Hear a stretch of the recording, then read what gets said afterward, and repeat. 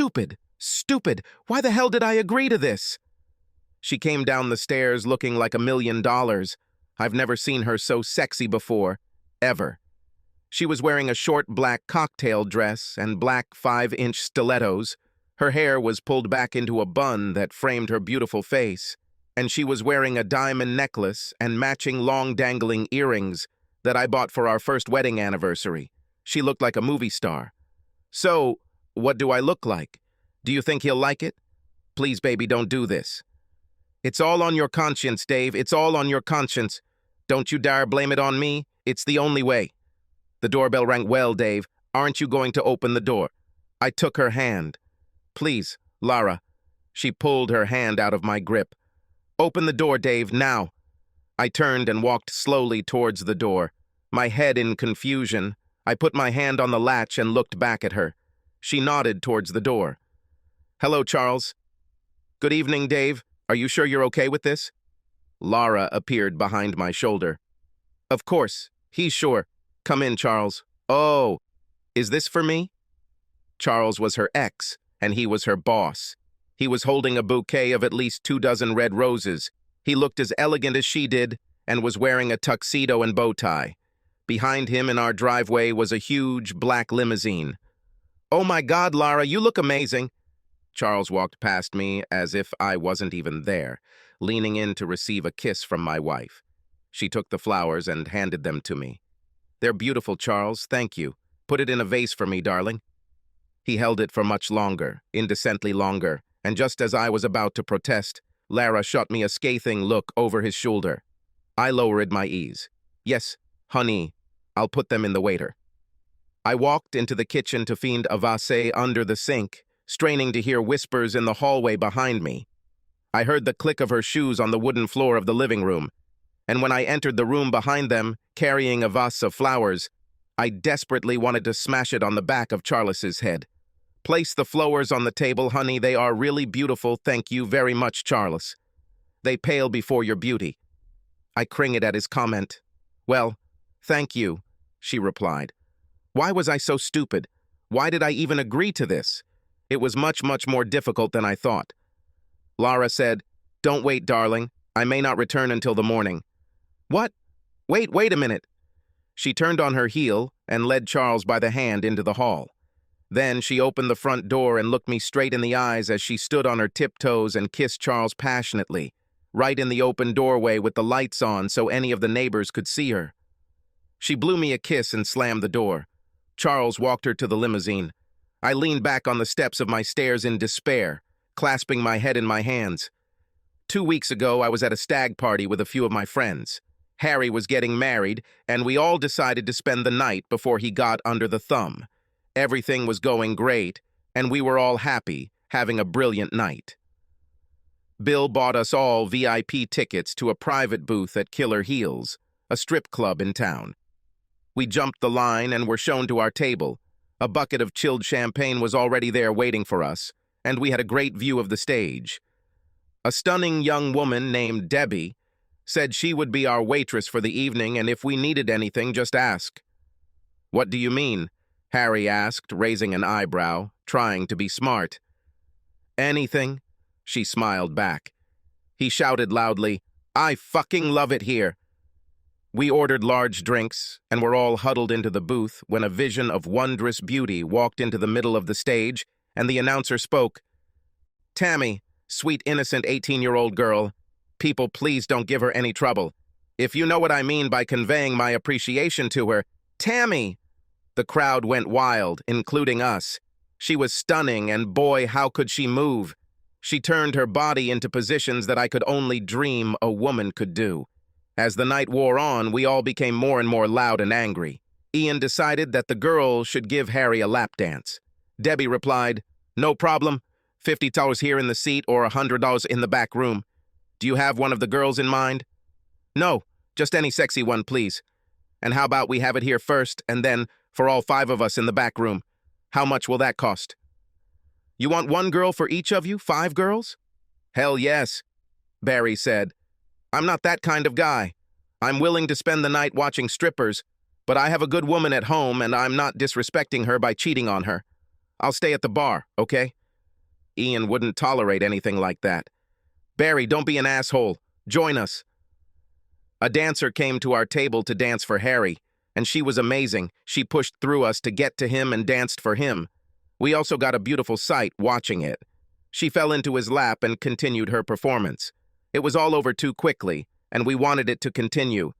Debbie came back and said, "Okay, everything is arranged. 5 of our most beautiful girls are waiting for you in the 3rd room. You have 30 minutes for $1,500 for an hour. The girls will arrange everything else you might need for an additional fee." We all, with the exception of Barry, entered the private room, full of excitement. They didn't disappoint us. These girls were so amazing, so sexy. They surrounded us on all sides. Harry, as the groom, had an extra girl. Ian must have made a deal with his girlfriend. I soon found myself asking how much the extra cost. The night cost us about $1,000 each, but we left completely empty. Barry ordered us all a taxi home. "Geez, mate, you don't know what you missed. That Tammy was crazy. Harry had 4 girls working him over at one point." Barry remained adamant that it was right not to participate. I stumbled home around 4 a.m. Lara was fast asleep in bed, and I was sleeping on the couch, where I fell. The next morning, I woke up with a terrible hangover. Lara brought me strong coffee and sat next to me. "Looks like you all had a good time. Wait, what are those marks on your neck?" "Hickeys, you have hickeys." "What did you do?" I raised my hand to my neck. "What?" "You have hickeys. Take off your shirt. Let me see." "Lara, don't be stupid."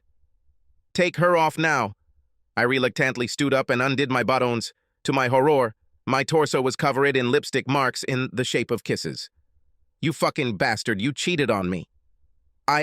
No, I didn't do anything. I didn't want to. I don't remember anything. I was just drunk and I don't remember anything." The lacy blue thong fell out of my pocket when I tried to tell her that I didn't do anything. She looked at me with tears in her eyes and ran out of the room. I tried to follow her, but my head was pounding. I heard the front door slam, and I lay down again, holding my head. At 5 p.m., I woke up still on the sofa. Lara was still missing, and I called Barry. "Bloody hell, mate, what did we do last night?" "Don't ask Dave. I wasn't there, remember. I stayed away. But Harry is in big trouble.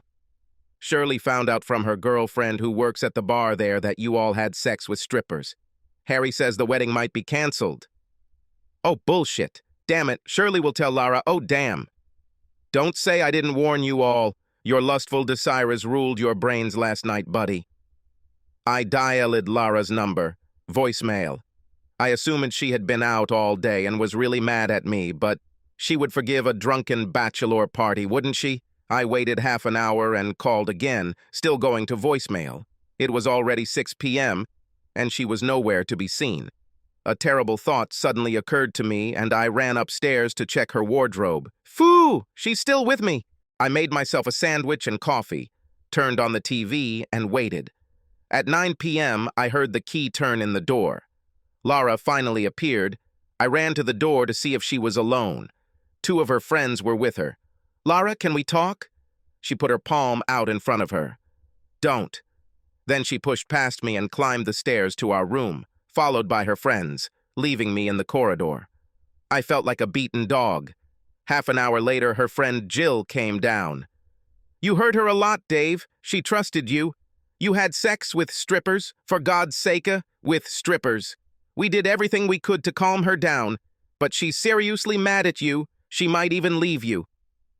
Damn. What can I do? Tell me, what can I do? You should have thought of that last night. Jill and Francis went home, leaving Lara upstairs. I got up shortly after they left and knocked softly on our door. "Leave. Lara, please. Go away. Not today, Dave. Not now. Leave me alone. Please, Lara, we need to talk." "Dave, fuck off now, or I'll fuck off forever. You hear me?" I've never heard her be so angry. I left her alone and went downstairs. I heard her talking on the phone several times and then went down to the kitchen. I stood in the kitchen doorway and she looked terrible. Her makeup was smeared all over her face. Her eyes were swollen.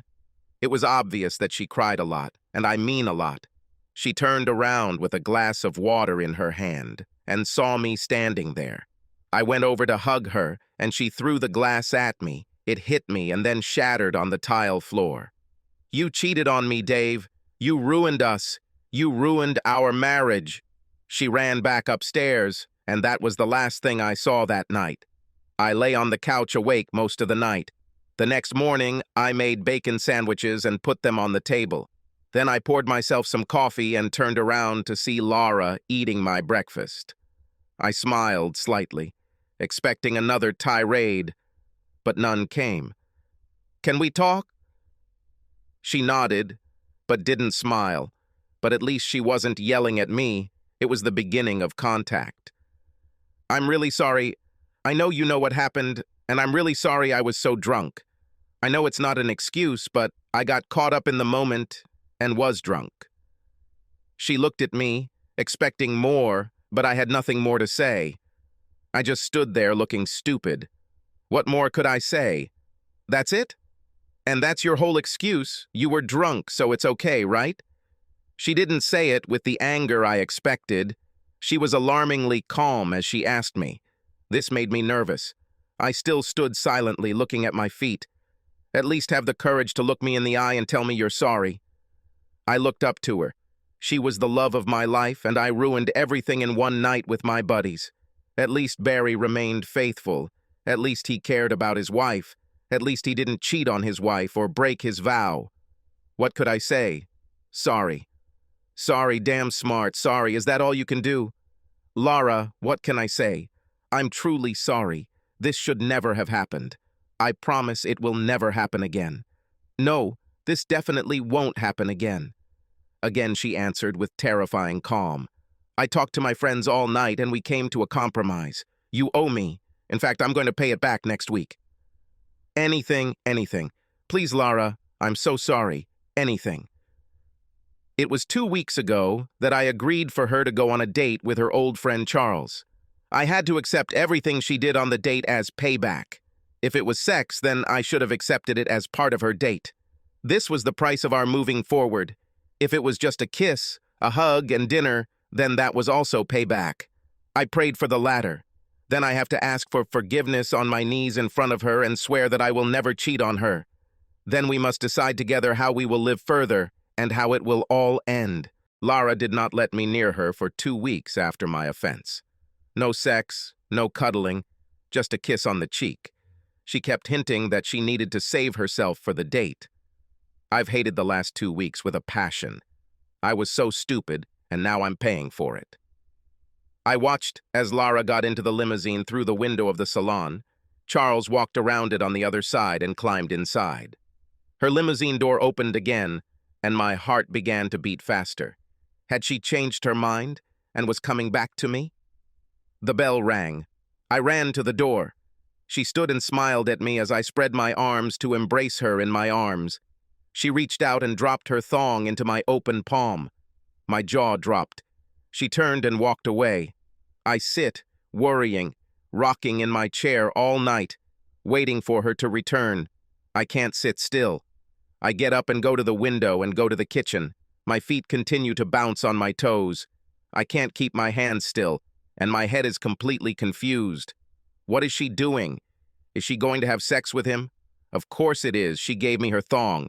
If that's not a clear sign of her intentions, what else is? It's my own stupid fault. It's the price I agreed to and must pay. Damn stupid. I hear a car and rush back to the window, but it's not her. I turn on the TV again, trying to clear my mind of the dark thoughts, but visions of her in the limo fill my brain. Visions of her having sex, and it really hurts. It's unimaginable. My stomach twists into a knot, my head hurts, even my chest begins to heave with pain. There's a car again, and I rush to the window. Again, it's not her. It's 2 a.m. and I'm far from sleep. I'm pacing around the house. I want to bang my head against the walls. I slam my fist into the living room door and only damage my arm and not the door, but at least it takes my mind off my thoughts for a minute. My thoughts are killing me. My visions are becoming obsessive and destroying my mind. I imagine her making love to him, and tears well up in my eyes. What have I done? I feel completely empty inside. I don't know what to do with myself. All I can think about is that she's having sex with another guy now and I can't change anything. It's my fault what's happening now. I cheated on her. I broke my O2. I betrayed her. Will she leave me? Now my whole body is shaking and I am shaking, not out of anger at her, but at myself for allowing this to happen. I am ashamed of myself for letting my wife down, and she is taking revenge on me with my consent.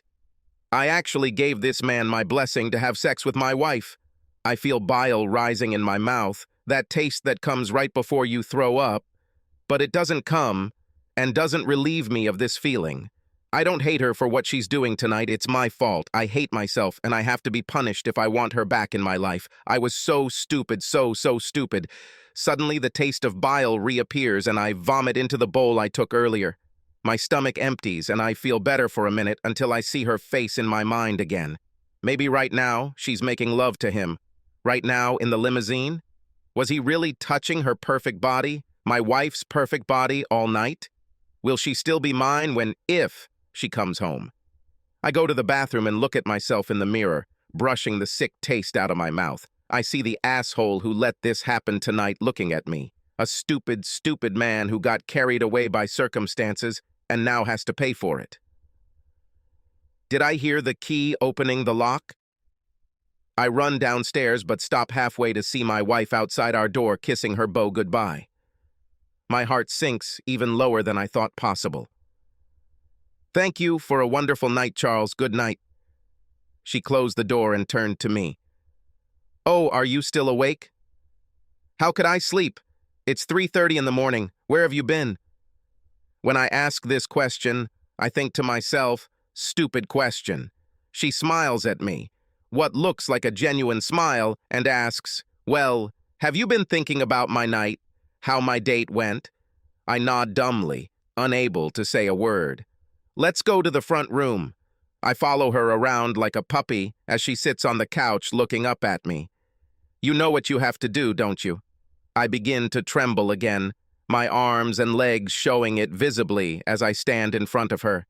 Come on your knees. Get on your knees now. Please, Lara, please don't make me do this. Her outstretched finger touches my chin and she looks into my eyes. This is the price. Do it. Get on your knees and ask for forgiveness. Swear that you will never cheat on me. She leans back on the sofa. This is the price of your deception. Kneel down and ask for forgiveness. How badly do you want to keep what we once had, Dave? I knelt down in front of her and asked for forgiveness for the betrayal, for the stupidity that I committed. I swore to her that I would never cheat on her again. I had to see if you would agree with me spending the night with Charles. I had to make sure that we were even and that you would beg for forgiveness on your knees in front of me. I needed to see how far you would go to save our marriage. That Charles? He didn't have sex with you? No, he didn't have sex with me. But, I had to see if you were sorry enough to let me do this tonight. We had a wonderful dinner and Charles asked me to dance. He wanted to have sex with me, and believe me, I was close to letting him. We planned this to teach you a lesson. But I didn't let him do this because I love you. I really want to improve our relationship and save our marriage. I hope tonight was hell for you.